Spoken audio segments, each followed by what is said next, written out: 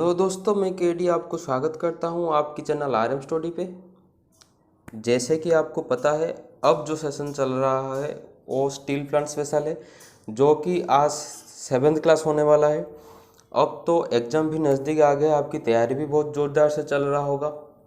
मैं सोच रहा हूँ आप लगभग 70 से 80% प्रिपेयर हो गए होंगे एग्ज़ाम के लिए। ऐसे ही शानदार तैयारी करते रहिए आपके एग्ज़ाम के लिए, जो आपका एग्ज़ाम बहुत अच्छा जाएगा दोस्तों। तो इस चैनल में जो नए हैं अभी, वो प्लीज़ चैनल को सब्सक्राइब कर लीजिए और बेल आइकन को क्लिक करना ना भूलिए। अगर टेलीग्राम पे मेरे को ज्वाइन करना चाहते हैं तो टेलीग्राम का लिंक डिस्क्रिप्शन पे दिया हुआ है, आप उधर से ज्वाइन कर सकते हैं। जो कि वीडियो के रिलेटेड सारे कुछ डॉक्यूमेंट भी उधर अपलोड होगा और वीडियो का लिंक भी टेलीग्राम पे शेयर होगा। आज की वीडियो को शुरू करते हैं। आपकी पहले क्वेश्चन से, ये वाला जो पिछले आपका होमवर्क था 230 नंबर का, इसका सही आंसर है आपका indicating instrument. Watt meter is a indicating instrument. ठीक है, अगर इधर आपका दिया होता एनर्जी मीटर, ठीक है, अगर आपका एनर्जी मीटर दिया होता तो एनर्जी मीटर आपका आएगा इंटीग्रेटिंग इंस्ट्रूमेंट में। ठीक है, इंटीग्रेटिंग में आएगा आपका एनर्जी मीटर, वाट मीटर आपका आएगा इंडिकेटिंग इंस्ट्रूमेंट में। ठीक है, चलते हैं आगे, आज के सेशन को शुरू करते हैं। हुई cell most often use in the digital watches. Digital watches में आपका जो सेल यूज होता है वो कौन सा सेल है? वो है आपका मर्क्यूरी सेल है। ठीक है, मर्क्यूरी सेल एक प्राइमरी सेल है। ठीक है, एक प्राइमरी सेल है, इसमें पोटेशियम हाइड्रोक्साइड, ठीक है, KOH उसका इलेक्ट्रोलाइट इधर यूज होता है। ठीक है, ये डिजिटल वॉचेस में लगता है। तो चलते हैं आगे। ये वाला सवाल तो बहुत बार आ चुका है, वो जो एग्जाम दिए होंगे उसको भी फेस किए होंगे। DMRC में आया था, DRDO में भी आया था ये। ठीक है, सेल में भी आया था। ठीक है, तो कैपेसिटी ऑफ द बैटरी को हम किस में स्पेसिफाई करते हैं? ठीक है, एम्पियर आवर में। ऐसे एम्पियर आवर लिखा होगा उसका कैपेसिटी कि 100 एम्पियर आवर, 150 एम्पियर आवर, ऐसे बैटरी में लिखा होगा। ठीक है, तो capacity of battery specified in ampere hour. ठीक है, वोल्ट किस को स्पेसिफाई करते हैं? आपका वोल्टेज का, वाट है आपका वाट मीटर का, पावर जो मेजर करते हैं हम। ठीक है, चलते हैं आगे। Which method of charging if battery is to be charge for short duration at high rate. ठीक है, ये जो चीज़ लिखा गया है इधर आपका शॉर्ट ड्यूरेशन इन हाई रेट। ठीक है, हाई रेट का मतलब इधर जो चार्ज दिया जाता है बहुत हाई करंट में दिया जाता है। ये है आपका बोस्ट चार्जिंग मेथड। मतलब जब आपका बैटरी जो लगभग डेड हो गया होगा, उस बैटरी को रिचार्ज करने, चार्जिंग कंडीशन को लाने के लिए आपका उधर बोस्ट चार्ज मेथड यूज होता है। मतलब शॉर्ट ड्यूरेशन में हाई एम्पियर रेटिंग का एक करंट आप उसको देंगे जिससे वो रिचार्जेबल हो सकता है। ठीक है, तो उसका नाम है बोस्ट चार्ज। आपका सही आंसर है ऑप्शन बी। चलते हैं आगे। Which apparatus is use to check the charging condition of the battery.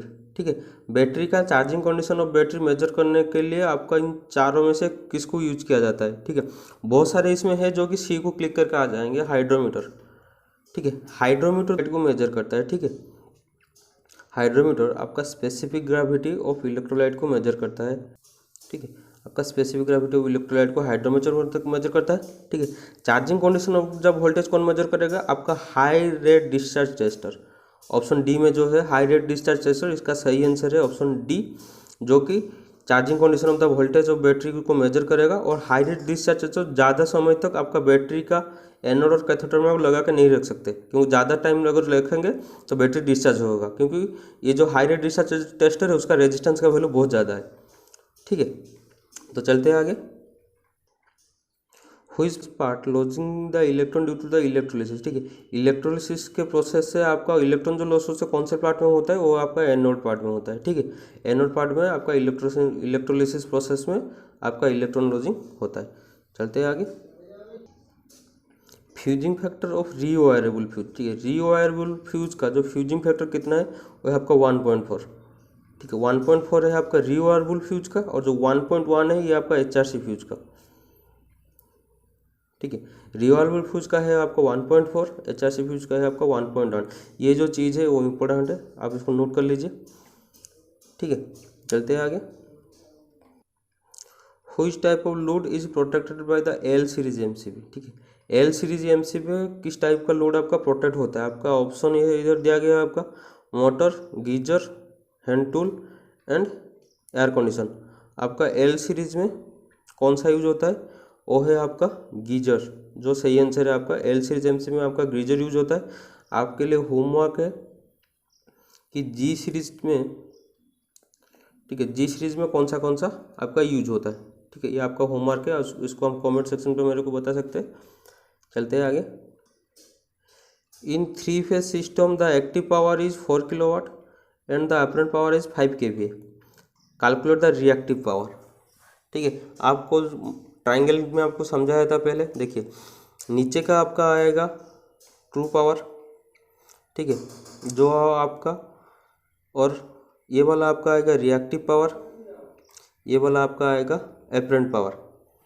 ठीक है, तो आपका दिया गया है क्या? एक्टिव पावर दिया गया है आपको, ठीक है, एक्टिव पावर आपको दिया गया है और अपरेंट पावर दिया गया है। ये वाला का पावर दिया गया है, ये वाला दोनों गिवन है आपको निकालना है रिएक्टिव पावर का। ठीक है, तो फॉर्मूला क्या आएगा उसमें? Reactive power is equal to apparent power minus true power, apparent power का स्क्वायर माइनस ट्रू पावर का स्क्वायर का होल रूट ओवर। ठीक है, तो ये आएगा आपका रिएक्टिव पावर का फॉर्मूला। तो अब फॉर्मूला हम पुट कर लेंगे, वैल्यू का पुट कर लेंगे फॉर्मूला में। आपका अपरेंट पावर कितना दिया गया है? 5 kVA। तो 5 का स्क्वायर जो कितना हो जाएगा अपरेंट पावर? इधर आएगा 25 माइनस 4 का आएगा आपका 16 ट्रू पावर का। ठीक है, जो एक्टिव पावर दिया गया वो ट्रू पावर है। ठीक है, उसका रूट ओवर निकाल लेंगे, तो उनका डिफरेंस कितना आ जाएगा? 9। तो 9 का रूट ओवर जो कितना आएगा आपका 3। ठीक है, तो रिएक्टिव पावर का आपका पहले बताया था, रिएक्टिव पावर का यूनिट क्या है? kVAR। ठीक है, तो 3 kVAR आपका सही आंसर है। तो ऑप्शन सी जो है आपका सही आंसर। ठीक है, ये जो फॉर्मूला है आप इसको याद कर लीजिए। चलते हैं आगे। Which electrical term is defined as the total opposition of current AC parallel circuit। AC parallel circuit में total opposition of current क्या होता है? वो है आपका एडमिटेंस, इम्पिडेंस रहता है। ठीक है, तो आपका AC parallel circuit में आपका रेसिप्रोकल ऑफ इम्पिडेंस कैलकुलेशन होता है, तो उसको हम एडमिटेंस बोलते हैं। ठीक है, तो पैरेलल सर्किट में आपका टोटल ऑपोजिशन कौन होता है? एडमिटेंस। ऐसे डीसी में, डीसी का पैरेलल सर्किट में, ठीक है, डीसी पैरेलल सर्किट में आपका क्या होता है? आपका रेजिस्टेंस का रेसिप्रोकल, मतलब 1/R equal to 1/R1 plus 1/R2। ये जो पैरेलल का फॉर्मूला, तो 1/R जो कौन है? जी। तो जी equal to G1 plus G2। ठीक है, तो कंडक्टेंस होता है पैरेलल सर्किट में टोटल ऑपोजिशन। ठीक है, ये जो चीज़ है आप याद कर लीजिए। और सस्पेक्टेंस है रिएक्टेंस का इन्वर्स, आपका इन्वर्स भी याद कर लीजिए। सस्पेक्टेंस किसका है? रिएक्टेंस का इन्वर्स। ठीक है, और एडमिटेंस है इम्पिडेंस का इन्वर्स, कंडक्टेंस है रेजिस्टेंस का इन्वर्स। ठीक है, चलते हैं आगे। What is the formula of form factor? ठीक है, फॉर्म फैक्टर का फॉर्मूला क्या है वो तो पता है आपको, 1.11। ठीक है, फॉर्म फैक्टर का जो फॉर्मूला है ये है 1.11। ये बहुत सारे एग्जाम में, मतलब हर एक एग्जाम में पूछता है, ये सोच लीजिए।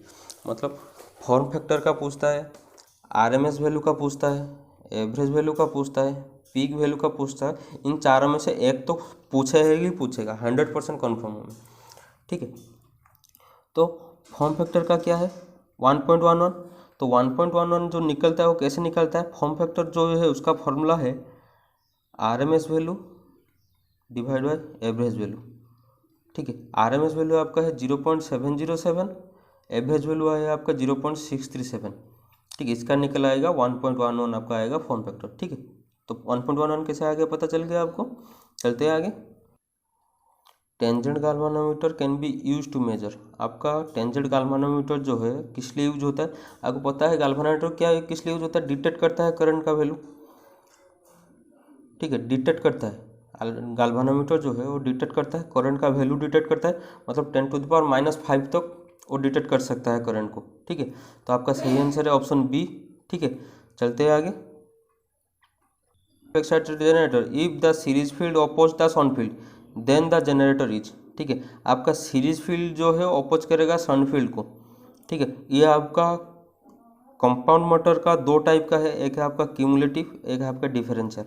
ठीक है, क्यूमुलेटिव में क्या होता है, 5SH प्लस 5AC, मतलब शॉर्ट फील्ड का फ्लक्स सीरीज फील्ड का फ्लक्स दोनों एडिशन हो जाता है। ठीक है, और डिफरेंशियल कंपाउंड में क्या होता है, 5SH माइनस 5AC। ठीक है, शॉर्ट फील्ड और सीरीज फील्ड का फ्लक्स डिफरेंस होता है। ठीक है, तो क्वेश्चन में क्या दिया गया है आपको, series field opposite the short field flux, मतलब उधर जो उसका फ्लक्स जो होगा वो दोनों का डिफरेंस होगा। तो ऑप्शन बी जो है आपका सही आंसर है, डिफरेंशियली कंपाउंड। ठीक है, चलते हैं आगे। Yoke in a DC machine serve the function of. ठीक है, आपका योग का काम क्या है डीसी मशीन में, कौन सा फंक्शन में यूज होता है। ठीक है, बहुत बार जो एग्जाम पे आ चुका है, ये ऑप्शन सी का आ चुका है आपका, offer the low reluctance to the magnetic flux produce by the pole. ठीक है, ये वाला बहुत बार एग्जाम पे पूछ चुका है, इसलिए तीनों ऑप्शन को मैं इधर रख रहा हूँ, उसका जो जो यूजेस है। ठीक है, ठीक है, तो पहला आपका क्या दिया गया है इधर, providing mechanical support to the pole. ये तो पता है आपका, ये वाला जो योग है ये क्या करेगा, आपका पोल स्टैंपिंग को होल्ड करेगा। ठीक है, ऐसे पोल जो स्टैंपिंग को होल्ड करेगा। दूसरा है protect the DC machine from the harmful atmospheric element like dust moisture and gases. इसका जो लेयर जो है वो बाहर का एटमॉस्फेयर को मतलब बाहर से एटमॉस्फेरिक डस्ट फर्स्ट के लिए ये आपका प्रोटेक्ट करेगा आपका मोटर को। दूसरा जो है वो लो रिलक्टेंस पाथ फ्लक्स मतलब प्रोवाइड करता है मैग्नेटिक फ्लक्स प्रोड्यूस होने के लिए। ठीक है, और return path of the magnetic flux भी ये प्रोवाइड करता है आपका योग। ठीक है, तो तीनों के तीनों जो है इधर सही आंसर है। तो आपका ऑल ऑफ दिस आंसर जो है ये आपका सही, तो ऑप्शन डी वाला जो ऑल ऑफ दिस ये है आपका मिडिल फिंगर। तो ऑप्शन सही आंसर है आपका ऑप्शन बी। चलते हैं आगे। The voltage increase from zero to peak value and decrease from zero during the alternation, the average value must be. ठीक है, ये आपका वेवफॉर्म है। ठीक है, आपका वोल्टेज पहले इंक्रीज करता है, ये वाला जीरो से मैक्सिमम जाता है पीक वैल्यू तक, फिर उधर जीरो से आता है। ठीक है, जीरो को आता है, तो उसका जो एवरेज वैल्यू क्या होगा, उसका जो एवरेज वैल्यू आएगा उसका पीक वैल्यू और जीरो वैल्यू का बीच में आएगा। ठीक है, तो ऑप्शन सी जो है आपका सही आंसर है, between zero to peak value, the average value must be between zero to peak value. ठीक है, चलते हैं आगे। The number of instantaneous value between zero and the peak value. ठीक है, जीरो से पीक वैल्यू तक, मतलब ये जीरो से पीक वैल्यू तक आपका कितना इंस्टेंटेनियस वैल्यू होगा उसका अंदर, ऐसे इंस्टेंट कितना इंस्टेंटेनियस वैल्यू इधर आपका आएगा, वो है आपका इन्फिनाइट, मतलब बहुत बार आ सकता है इंस्टेंटेनियस वैल्यू। ठीक है, चलते हैं आगे। The most common waveform of AC is. ठीक है, एसी का सबसे कॉमन वेवफॉर्म कौन सा है, वो है आपका साइनोसोडियल, क्योंकि एसी का वेवफॉर्म आपको पता है इस तरह से है, ये है आपका साइनोसोडियल वेवफॉर्म। ठीक है, डीसी का कुछ इस तरह से, ये वाला है डीसी का मतलब कांस्टेंट वेवफॉर्म, ट्रायंगुलर वेवफॉर्म इस तरह से आता है। ठीक है, तो चलते हैं आगे। ऑप्शन सी जो है इधर सही आंसर है आपका। Electric field intensity is. ठीक है, इलेक्ट्रिक फील्ड इंटेंसिटी जो है वो डायरेक्टली आपका प्रोपोर्शनली है किसके साथ, फोर्स के साथ। ठीक है, तो ऑप्शन ए जो इधर है सही आंसर है, directly proportional to the force applied. ठीक है, इलेक्ट्रिक फील्ड इंटेंसिटी कितना किसके साथ डायरेक्टली प्रोपोर्शनल होगा, आपके फोर्स के साथ डायरेक्टली प्रोपोर्शनलिटी होगा। ठीक है, चलते हैं आगे। According to the Coulomb's law the force between two point charge is. ठीक है, कॉलम्स लॉ के हिसाब से दो पॉइंट चार्ज के बीच में, मतलब ये एक पॉइंट चार्ज है, ये एक पॉइंट चार्ज है, इसका बीच का जो फोर्स है वो किस तरह से है। कॉलम्स लॉ को पता है आपका, Q1 multiplied by Q2 divide by R square, ये है कॉलम्स लॉ का फॉर्मूला है। ठीक है, तो directly proportional to the product of the charge, ये तो देख लिए Q1 multiplied by Q2 directly proportional to the है उसके साथ, ये वाला सही हो गया। Inversely proportional to the square of the distance between them, ये देखिए inversely proportional to the R square के साथ है। ठीक है, along the line joining them. ठीक है, ऑप्शन सी भी सही है, एक लाइन है जो दोनों को ज्वाइन करेगा ऐसे। ठीक है, तो ऑप्शन डी जो है ऑल ऑफ दिस आंसर आपका सही आंसर है, तो इधर जो है आपका सही आंसर ऑप्शन डी। ठीक है, चलते हैं आगे। 1 electron charge is equal to. ठीक है, इलेक्ट्रॉन का चार्ज कितना है पता है आपको, 1.6 इज मल्टीप्लाइड बाई 10⁻⁻19 जो है इलेक्ट्रॉन का चार्ज है, पर इलेक्ट्रॉन अगर दिया गया है इधर, इधर आपका माइनस आएगा। अगर प्रोटॉन का पूछा होगा वो आएगा प्लस 1.6 इंटू 10⁻⁻19। ठीक है। तो आप माइनस देख लीजिए, ये देखिए ऑप्शन डी जो है आपका सही आंसर है, -1.6019 इंटू 10⁻−19 कॉलम, ये सही आंसर ऑप्शन डी वाला आपका सही है। चलते हैं आगे, ये वाला आपका होमवर्क है, ठीक है। 251 का क्वेश्चन है आपका homework, the unit of magnetization field intensity, ठीक है। मैग्नेटाइजेशन फील्ड इंटेंसिटी का यूनिट क्या है, ये आपका होमवर्क है, आप ये मेरे को कमेंट में बताइएगा। चलते हैं आगे, reluctance in a magnetic material is the property by virtue of which it opposes the creation of, ठीक है।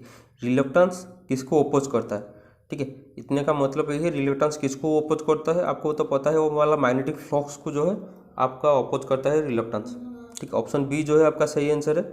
चलते हैं आगे, columns fast law state that, ठीक है। कॉलम का जो फास्ट लॉ है वो क्या है आपका, लाइक पोल जो है वो रिपल करेगा, ऑन लाइक पोल जो है वो आपका अट्रैक्ट करेगा, ठीक है। तो इन चारों ऑप्शन में से ऑप्शन सी है, देखिए on like pole attract each other and like pole repel each other, option C जो है आपका इधर सही आंसर है। चलते हैं आगे, permanent magnet are manufacture by, ठीक है। आपका जो परमानेंट मैग्नेट जो किस में मैन्युफैक्चर है वो है आपका आर्निल को, ठीक है। इसका जो फुल फॉर्म है, ठीक है, ALNICO, AL for aluminium, NI for निकल, CO फॉर कोबाल्ट, ठीक है। एल्यूमिनियम निकल कोबाल्ट जो है उसका फुल फॉर्म है। तो परमानेंट मैग्नेट किस में मैन्युफैक्चर है, ऑप्शन डी जो है आपका सही आंसर है, अनिल को, ठीक है। चलते हैं आगे, the magnetic material which are strongly attract by the magnet, ठीक है। इन चारों में से जो सबसे ज़्यादा अट्रैक्ट करता है वो है आपका फेरोमैग्नेटिक, ठीक है। नहीं करता है वो है आपका डायमैग्नेटिक, बीच का जो है पैरामैग्नेटिक, ठीक है। फेरोमैग्नेटिक मटेरियल का जो परमेबिलिटी है वो मोर देन 1 है, ठीक है, मच मोर देन 1। आपका पैरामैग्नेटिक का है स्लाइटली मोर देन 1, ठीक है, स्लाइटली मोर देन 1। डायमैग्नेटिक का है लेस देन 1, ठीक है। तो सबसे ज़्यादा जो स्ट्रांगली अटैक करता है आपका फेरोमैग्नेटिक मटेरियल, और जो नहीं करता है आपका डायमैग्नेटिक मटेरियल, ठीक है। Electrical appliances which work on the electromagnetic principle, ठीक है।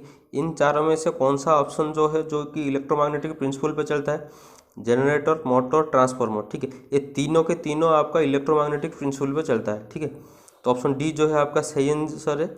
अगर ट्रांसफार्मर का प्रिंसिपल पूछेगा आपको तो इधर आपका म्यूचुअल इंडक्शन जो है सही आंसर होगा, म्यूचुअल इंडक्शन जो है आपका सही आंसर होगा। नहीं तो जनरेटर और motor Faraday law of electromagnetic induction में चलता है, ट्रांसफार्मर भी इसका अंदर ही आता है, ठीक है।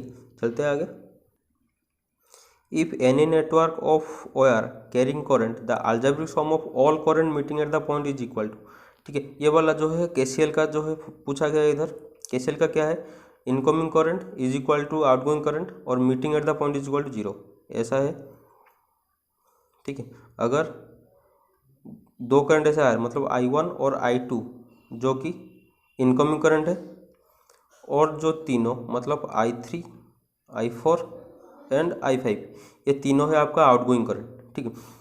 तो ये जो बीच का पॉइंट है वो आपका 0 आएगा, ठीक है।